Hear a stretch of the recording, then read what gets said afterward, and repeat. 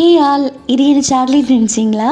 அதான் இல்லை, மட்டன் லிவரை தான் இந்த மாதிரி க்ரியேட்டிவாக கட் பண்ணி வச்சுருக்கேன்.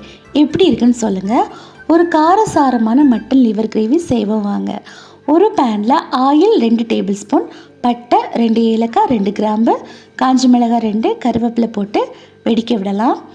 2 வெட்டின 20 சின்ன வெங்காயத்தை நல்லா வதக்கிக்கலாம். 2 பச்சை மிளகாயும் சேர்த்து கலர் நல்லா சேஞ்ச் ஆகணும், ப்ரௌன் கலர் ஆகிற வரைக்கும் வதக்கிக்கலாம். 2 ஸ்பூன் மிளகாத்தூள், 2 ஸ்பூன் மல்லித்தூள், 1 ஸ்பூன் கரம் மசாலா, அரை ஸ்பூன் மஞ்சள்தூள் சேர்த்து நல்லா ரோஸ்ட் பண்ணிக்கலாம். காரம் உங்களுக்கு கம்மியாக போதும்னா மிளகாய் பொடி 1 ஸ்பூன் போட்டுக்கோங்க. இந்த கிரேவி நல்லா சொடுக்குன்னு நச்சுன்னு இருக்கும். இந்த ஸ்டேஜில் மட்டன் லிவர் சேர்த்து நல்லா மிக்ஸ் பண்ணலாம். மசாலா கூட உப்பு போட்டு மிக்ஸ் பண்ணி இது வேக தண்ணி சேர்த்து கொதித்ததும் மூடி போட்டு ஃப்ளேம் சிம்மில் வச்சு வேக வைக்கலாம். ஒரு 15 மினிட்ஸ் கிட்ட ஆகும் லிவர் குக்காக. தண்ணி தேவைப்பட்டுச்சுன்னா சேர்த்துக்கோங்க.